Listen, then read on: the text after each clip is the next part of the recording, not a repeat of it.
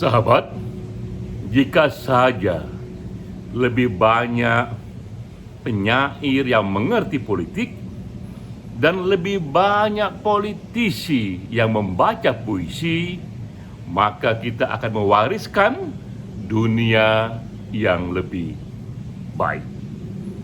Itu adalah kutipan terkenal dari John F. Kennedy.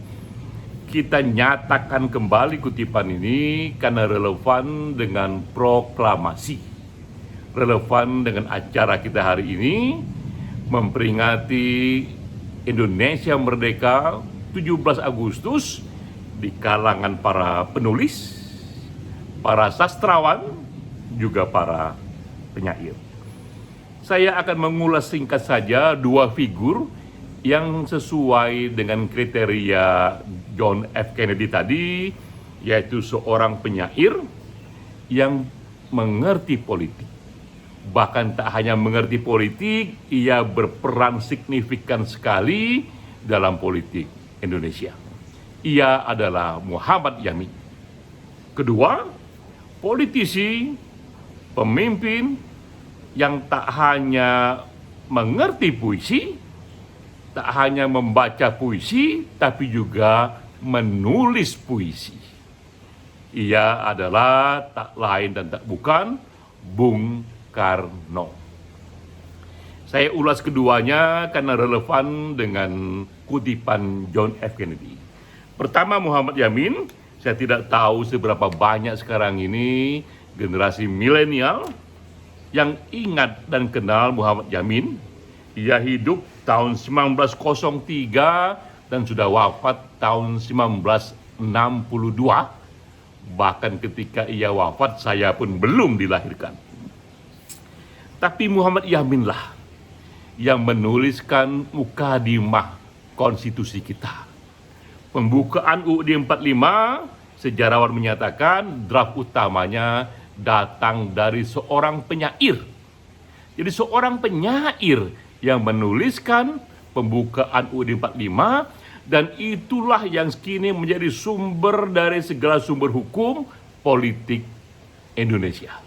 Begitu hebat peran politik dari seorang penyair.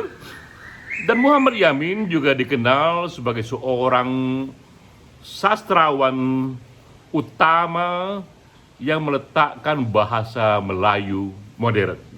Ia menulis puisi judulnya Tanah Air di tahun 1922. Ini 23 tahun sebelum Indonesia merdeka dan 6 tahun sebelum Sumpah Pemuda. Judulnya Tanah Air, dan memang kosakata tanah air termasuk dikenalkan kepada publik Indonesia pertama-tama oleh Muhammad Yamin.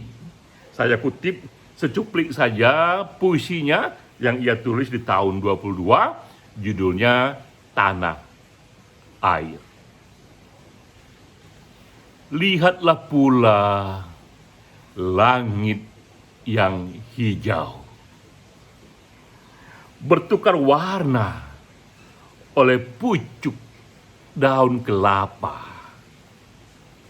Itulah tanah airku. Itu cuplikan puisi Muhammad Yamin yang jauh lebih panjang. Kedua yang ingin saya ulas singkat adalah Bung Karno. Kita tahu Bung Karno ini tidak hanya proklamator Indonesia, ia juga yang merumuskan sukma Indonesia dalam Pancasila. Dan kita juga tahu Bung Karno itu seorang penulis. Berbagai tulisannya di era kolonial sudah dibukukan dalam satu buku besar berjudul Di Bawah Bendera Revolusi. Namun mungkin sedikit yang tahu Bung Karno juga menulis puisi. Ini saya masih ingat puisi yang saya simpan dari Bung Karno. Saya baca berapa tahun yang lalu. Judulnya Aku Melihat Indonesia. Saya cuplik saja sedikit dari puisi ini. Jikalau aku melihat wajah anak-anak di desa-desa dengan mata yang bersinar-sinar, Pak, merdeka! Pak, merdeka! Pak, merdeka. Bukan melihat lagi mata manusia, aku melihat Indonesia.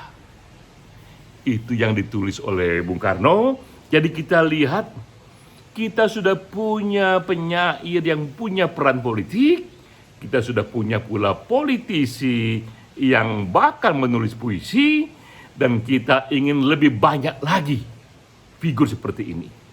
Lebih banyak lagi para penyair, sastrawan, penulis yang kembali turun ke gelanggang, dan lebih banyak lagi para politisi, pemimpin, bahkan juga para pengusaha, bahkan juga para ilmuwan yang menulis puisi, maka kita akan mewarisi dunia yang lebih baik.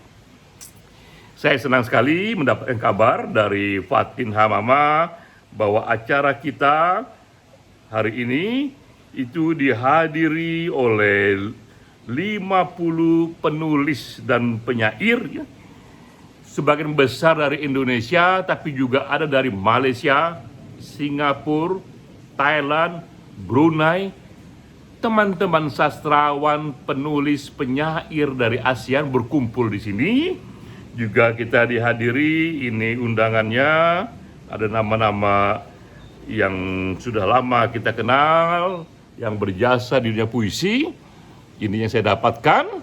Terima kasih banyak kepada Sutarji Kautsum Bahri, kepada Zamawi Imran, kepada Yose Rizal Manua, Sujiwo Tejo, Brigjen Faisal Abdul Nasir, Jasni Matlani, dan Denny J.A. saya sendiri, juga kepada teman-teman yang lain yang jumlahnya 50 orang yang tak bisa saya sebutkan satu persatu. Di hari proklamasi ini saya ingin mengajak teman-teman sedikit merenung tentang cinta tanah air dengan mendengar lagu ini sama-sama. Tadi pagi secara tak sengaja saya mendengar lagu ini dan saya coba merekamnya. Kita dengar lagu ini, dan lagu ini pula yang tadi pagi membuat saya menuliskan satu cuplik puisi yang akan saya kutip di akhir sambutan ini. Kita dengar sama-sama.